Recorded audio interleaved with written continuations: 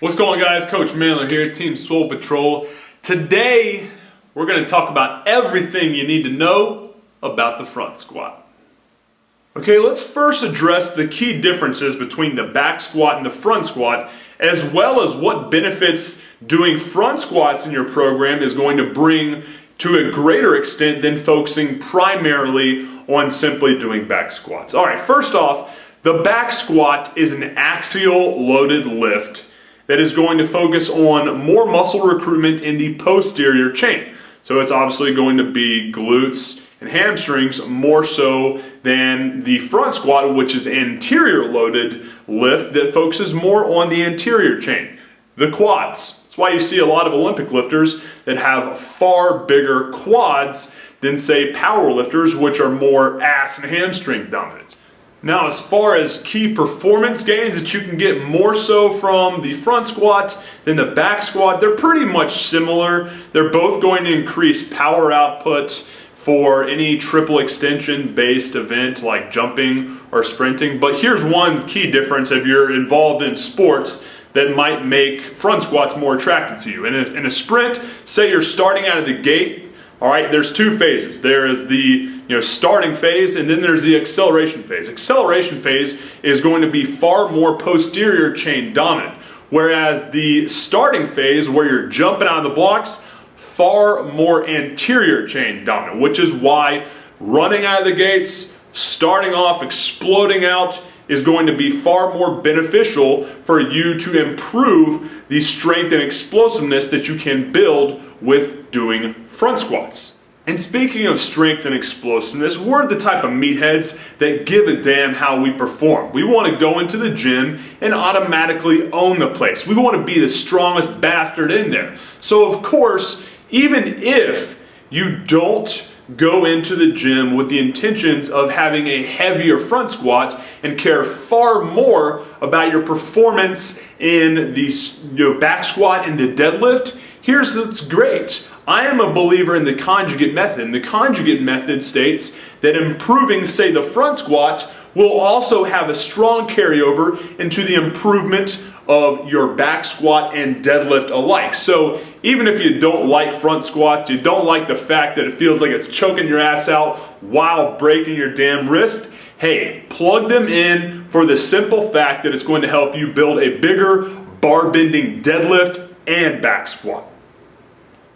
Okay, so we know that the front squat is an anterior loaded exercise that focuses on building massive, mammoth-ass quads, as well as building tremendous starting speed out of the gates for sprints, as well as working on the weak points which bring up your deadlift and your back squat. Not only that, but it's also going to increase your intra-abdominal strength, or core strength, if you will, and will ultimately just make you a bigger, more badass lifter inside and out of the gym. But the fact remains, how can you plug them into your program to balance everything out and get the benefits without turning your back on the other two core lifts that you have fallen in love with, the back squat and the deadlift? Well, here's what I like to do. First off, after retiring from strongman, I had some serious degenerative disc issues that disallow me to do any axial loading event. Anytime I put a 45 on the bar and get it on my back, it feels like my spine is about to crash through my asshole. It's because the last event I did in strongman, I had an 800-pound yoke that I had to carry for 100 feet.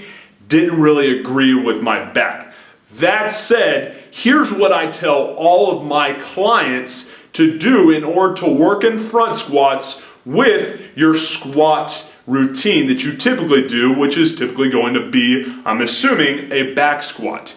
This is killer, so definitely throw it in because you're going to see marked improvements from this point on if you follow it.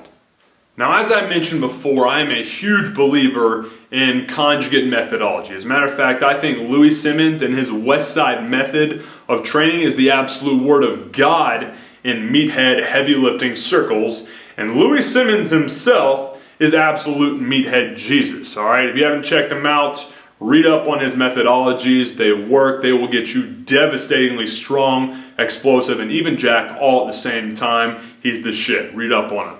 Now, the reason why he is so ahead of the game as far as strength and conditioning and building record-setting lifters inside the gym is this. He's managed to find some empirical evidence that becoming proficient in becoming more absolute or just more maximally strong and explosive in not just your regular core lift, for instance the squat, the back squat, given the fact that he is a powerlifting coach and that is one of the 3 power lifts, he found that becoming maximally strong in other movement patterns that are kind of in the same league, using different exercises like, let's say, the front squat, the box squat, and doing squats with different specialty bars, has a strong carryover into the maximal strength that you can build in doing the back squat. And the way he works it in is by using waves in maximal strength lifts. So if you're doing the max effort method, what he would do is, let's say, move from anywhere from a 5 rep max to a 1 rep max and cycle those different lifts in so that you can become stronger and more proficient in each, with the end goal of building a massive back squat. So what I would do if I were you is this. I would put together a list of all the different squat variations you can do. So for instance, if you're just in a regular gym, you can typically just do a back squat, a box squat, and a front squat. So for just the sake of keeping it simple, let's say you cycle in those 3 exercises as your core lift for the next 10 weeks. What you can do is this. When you're going heavy, when you have heavy lifting days, what I would do is this. I would work down from a 5 rep max to a 1 rep max. So 1 week, you do front squats for a 5 rep max, meaning you do front squats with the heaviest weight possible for 5 reps. Once you reach that 5 rep max, you go on to your weak point training. The next week, you would do the same thing for a back squat. And the next week would be for the box squat, so on and so forth, until you work your way down to the 4 rep max, the 3 rep max, the 2 rep max, then the 1 rep max. Doing that will get you devastatingly strong and explosive. Focus on organizing your training, working in waves, working your way down to a 1 rep max in the back squat, and I can guarantee you by doing it like that, cycling through the different lifts, becoming more strong and explosive, more proficient in different types of squat variations with different types of squat bars, if you're lucky enough to have them, will get you so much stronger, so much faster. Do that and you will definitely be pleased with the results that you get. Okay, so we talked about everything that you need to know about the difference between the back squat and the front squat, the benefits of doing front squats, and how you can program them in. Now let's talk about the simple form secrets that will allow you to maximize your performance and maximize your natural strength so that you get the most out of the front squat and you keep from busting your shit up. Now, right out of the gates, you need to know that flexibility and mobility issues in your wrist, your shoulders, your back, your hips, and your soleus can be limiting factors in your body's ability to get in the proper positions that will allow you to get the most out of the front squat. So make sure you do a quality dynamic warm-up that primes your nervous system as well as works on mobility so that you can get in the proper position that we're going to talk about with the form cues that I'm going to show you right now.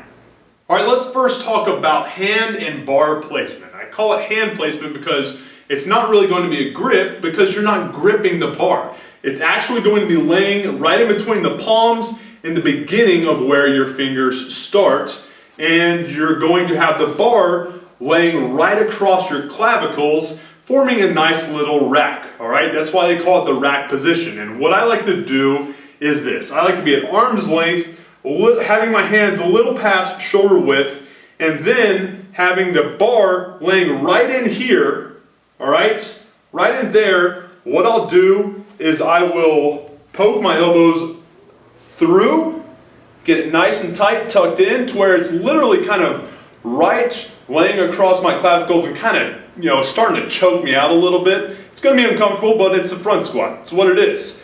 And what we're doing from there, keeping those elbows up, and now you're in the proper squat position. The reason I like this versus doing a cross arm or even one where you're using straps to make up for a lack of wrist flexibility is that those two variations, unlike the proper rack position, are going to be dead end lifting positions. The reason I call them dead ends is because say you wanted to do a split jerk or a push press even. You're not going to be able to do that in those positions, but you are going to be able to do it in a proper rack position. All right, so in order to be able to maximize the possibilities and increase overall performance and control with the front squat, stick with the fingertips approach while keeping it in that proper rack position across your clavicles. Now, after you get into the proper rack position, the bar is laying across your clavicles and you've got your elbows up and kind of pointed in to better engage your back, the next thing you need to do is focus on your stance. Now, what I'll do now is kind of put together a little side video somewhere around here to better show it. But what you want to do there is to get a little bit wider than hip width and have your toes very slightly pointed out. The only difference in this and the back squat is that obviously with the back squat you're going to be a little bit wider to have a stronger base. But ultimately you're still going to have the same cues and trying to push your knees out so that you can better engage your hamstrings and your ass. Even though it is an anterior dominant movement, you can still engage your hamstrings and your glutes. So focus while getting your feet set to push your knees out, spread the floor so that you can engage and initiate muscle fibers in your hamstrings and glutes as well as your quads. Okay, so we're in the proper rack position. We've got a good stance set. Now what we need to focus on is proper intra-abdominal bracing. And what we're going to do about that, and what I mean by that, is proper breathing techniques that help you best utilize the Valsalva maneuver to take advantage of your God-given weight belt that you have inside. All right, so what we're going to do in order to create a stronger foundation that allows us to be sturdier and be able to exert more force and get the most out of our natural strength while doing the front squat is pull air into our belly just like you would for any squat, bench, or deadlift, and hold it in order to create a stronger base, stronger support for the for the spine. All right, that's all we're really doing by bracing. Okay, we're creating a stronger casing for our spine. We're protecting it and we're holding it in so that we can safely work with heavy loads. All right, so now we've got that rack position, we've got that proper stance, we pulled air into our belly, we're holding it into our belly, staying nice and tight. We're nice and tight. Now we are ready to engage and initiate the front squat. Okay, so we're already in position to unrack the weight. We've unracked the weight now. The first thing you need to know about what you do in order to initiate a front squat versus a back squat is the difference between a hip hinge and a knee break. A hip hinge is what you're going to use for the back squat. That's when you send your hips back in order to initiate the movement. The difference between that and what we're going to use in the front squat is that the front squat is going to be a knee break. So that means the first movement that you're going to use in order to initiate the movement of doing a front squat is breaking the knees forward. So instead of sending the hips back like a back squat, the first movement for the front squat is actually going to be pushing the knees forward and then squatting down. Now, the entire time you're descending down into the front squat, obviously, in order to keep from dumping the weight, you're going to be more upright. So what I want you to focus on with bar placement and elbow placement is keeping those elbows up and in so that you can keep that chest up and keep your spine more upright so that you don't dump the weight. And as far as your feet, you're going to be driving through the outside of your heels while pushing your knees out so that you can better engage, again, your hamstrings and your ass, as well as your anterior portion of your legs, your quads. So once we get down to proper depth, beware of butt wink, by the way, what you focus on then is driving through the ground very, very fast and explosively with as much force as you can, and really focus on kind of like with a deadlift, leading with your chest while keeping those elbows up and in as much as humanly possible. Doing that while focusing on continuing to push your knees out and accelerating through the movement all the way to the top is what's going to give you the best performance and best outcome while you're doing the front squat. If you're still having trouble initiating the proper movement pattern with the front squat, one of the simplest ways you can get a newbie to automatically kind of understand and realize how to properly do it is by simply doing a goblet squat. By focusing on having that dumbbell tucked up into your chest and hitting your belly and dropping down into a squat, it's naturally going to position you and get your body primed to be able to understand the muscle fibers that it needs to recruit and the movement patterns that it needs to initiate to better utilize and better position yourself for a proper front squat. So definitely throw goblet squats in if you're trying to master your form for someone that is a beginner and not accustomed to proper front squat mechanics. Hey guys, if you enjoyed that video and want more of the same, make sure you hit the subscribe button so you can stay up to date with all the powerful, free, and kick-ass content that we'll be hooking you up with here on a daily basis. And if you're trying to take your strength, speed, and explosiveness gains to the next level, all while building stacks on stacks of dense, ripped muscle mass, then make sure to pick up your free copy of the top 21 lifting hacks of the pros by clicking this button right here. What's going to happen when you click that button is it's going to take you to the next page, which outlines everything you're going to be getting with this kick-ass powerful free gift, as well as what you need to do in order to get me to email it to you directly right now. So just click on that button and I'll take you to the next page, which outlines everything you need to know in order to get it completely free of charge. Appreciate your time, guys. Have a good one. MANdler